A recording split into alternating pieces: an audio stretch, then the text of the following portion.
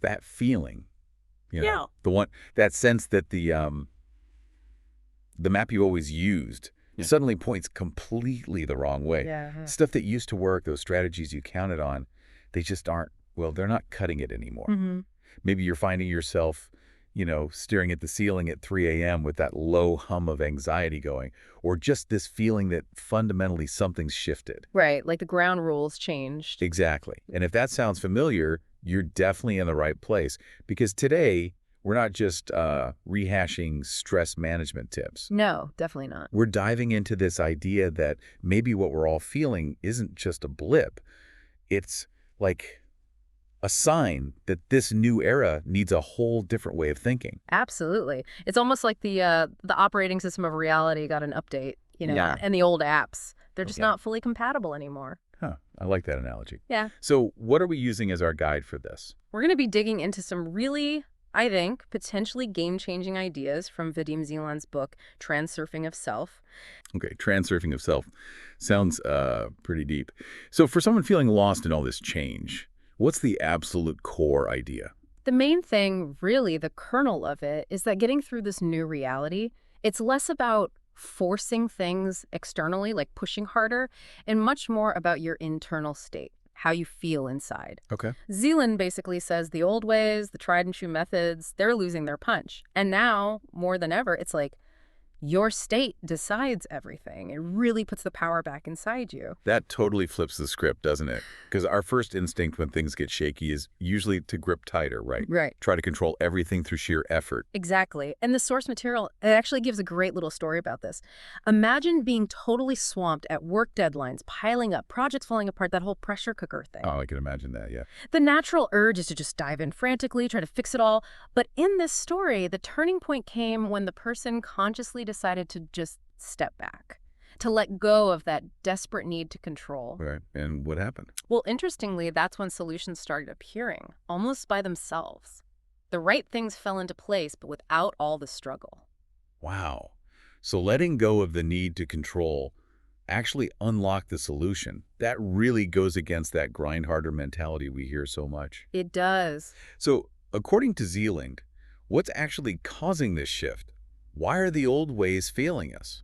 Well, the book suggests the basic dynamics of how reality works might have actually changed. Things we used to rely on, solid plans, predictable rules, that feeling of stability for a lot of people, those feel much less certain now. Yeah, that resonates. Things feel less predictable. Right. And so the old approach of just pushing harder, trying to manage every single detail, Zeland says that's becoming less and less effective. It's like trying to navigate the internet with a paper map. Okay, so it's not just us feeling weird. The actual rules might be changing. That's the idea being presented. And Zeland uses this really powerful concept to explain it.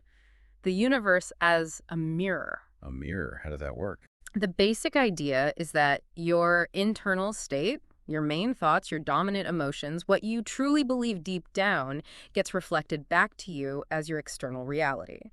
So if you're stuck in panic or fear, or you're constantly complaining about things, the universe, like an impartial mirror, just tends to show you more stuff that matches that feeling. Okay, I see.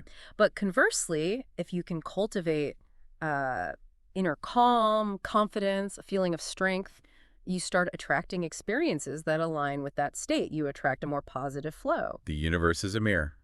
That's quite a thought. It really shifts the focus away from blaming external things, doesn't it? Yeah. Puts the responsibility or maybe the power back on our internal world. Exactly. And there's another personal example in the source that makes this really clear. Someone made a conscious effort to just stop getting angry about small, everyday annoyances. Like spilled coffee or traffic. Yeah, exactly. Instead of letting those little things fester and take over their internal state, they deliberately chose to just let them go. And the result wasn't just, feeling calm for 5 minutes. No, it was reportedly a more sustained experience of things just going better, feeling lighter, more positive overall. It really highlights this idea that it's our internal vibration, not just what we do, that shapes what comes back to us. Think of it like tuning a radio, adjust the inner frequency, and the outer signal changes. So less about battling the world, more about tuning ourselves. That's a great way to put it. The source even says, quite boldly, you are not a victim of circumstances. You are the master of your own life. Wow. It's not about pretending challenges don't exist, but about realizing where your real power lies. Trying to control every little external thing is exhausting, right? Totally. But consciously choosing your internal state, that gives you much more leverage. Okay, so if our inner world is the key, how do we actually do that? How do Sure. we find that calm, that agency, especially when things outside feel totally chaotic? Well, this is where Zeland introduces another key concept, the point of power. The point of power. Okay, what is that? Imagine it like an inner sanctuary, a core deep inside you that's separate from all the mental chatter and the anxiety. It's described as like the essence of you, where real freedom lives. Like the eye of a storm. Exactly like the eye of a storm. Even when everything's swirling around outside, there's that center of stillness. That's your point of power. That's a comforting idea. How do we get there, though, when the storm is raging? The source uses this scenario. Imagine everything external seems to be falling apart. Job worries, money stress, plans just crumbling. Yeah, unfortunately relatable for many right now. Right. But from this point of power, you manage to hold on to an underlying sense of, I'm okay. It's not pretending problems aren't there. It's tapping into a deeper resilience that doesn't depend on outside approval or circumstances. Finding that core self that's steady no matter what. Precisely. And there's another story about this. Someone was in a tense situation with a friend, feeling defensive, ready to argue. But instead, they consciously chose to connect with that inner calm, that point of power. And guess what? Shortly after, the friend reached out wanting to reconcile. It shows this isn't just, wishful thinking. It's a practical way internal shifts can influence external events. It makes you wonder how often we just react automatically when choosing our internal state could change the whole interaction. Exactly. It's about realizing you have a choice in how you respond. You're shaping your reality from the inside out, not just getting pushed around by it. Okay, you mentioned alignment earlier. The source says the universe responds to alignment, not just desire. That feels important. Can you unpack that? Because lots of us want things, but they don't show up. Yes, this is super crucial. Zeland suggests just wanting something, like making a wish list, isn't really enough. The universe, that mirror, responds to the state of being you embody, what you're energetically aligned with. So it's not enough to just think, I want success. Right. It's about cultivating the feeling of already having it. Think about tuning a radio again. You can want channel 101.5, but if your radio is tuned to 98.7, you won't hear it right. You need to align the receiver. Ah, okay, so it's like embodying the feeling of the outcome you want now. Yes, but it's deeper than just faking it.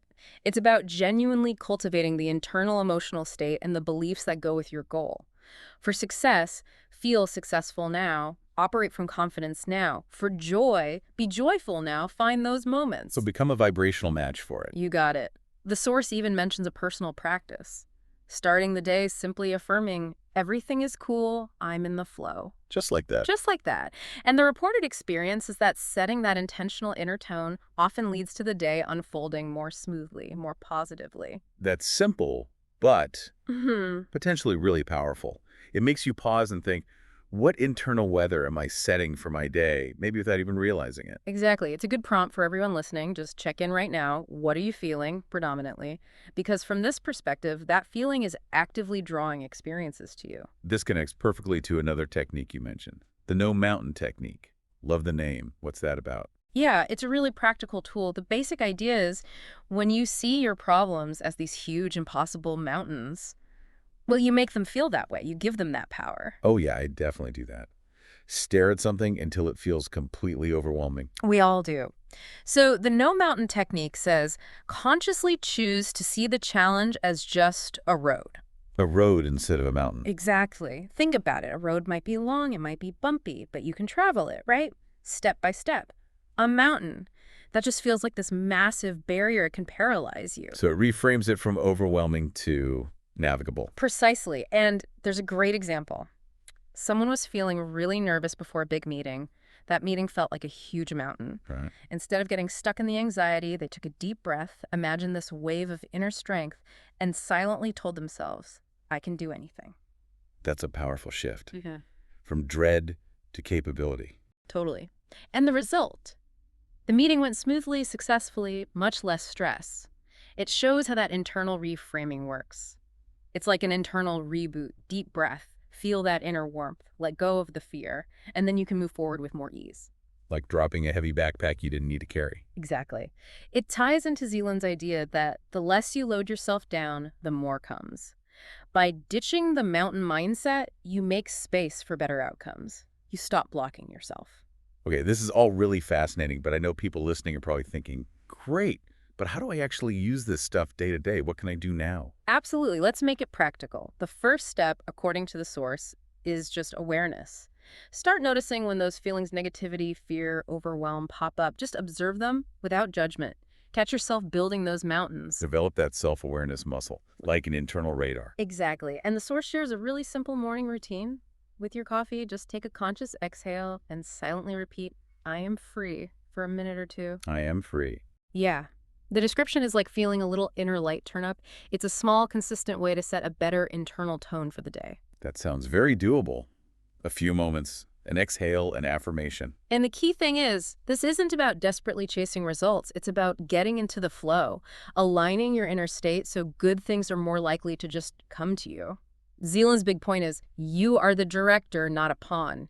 You get to write the script. So the real message for everyone listening is, step into that director's chair. Yeah. Start making conscious choices about your inner state, because that is what writes a more compelling life story, starting today. Absolutely. And hey, why not try one right now? The source practically invites you. Try the no mountain technique this second. Take a slow, deep breath, exhale the tension, and just silently affirm, I can do anything. Feel that shift. It really does put the power right back in our hands, you know? Moving from that external struggle to realizing the huge potential of mastering our inner world. As we wrap up this deep dive into Zeland's ideas, I'm left thinking about something.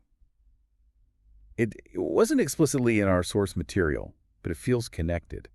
If the universe really is a mirror reflecting our individual states, what does that mean for our collective experience? If lots of us are feeling fear or division, what kind of shared reality does that mirror back? That's a really big question. Isn't it? What reality are we collectively co-creating with our dominant thoughts and feelings? Definitely something to chew on as we navigate, well, whatever comes next.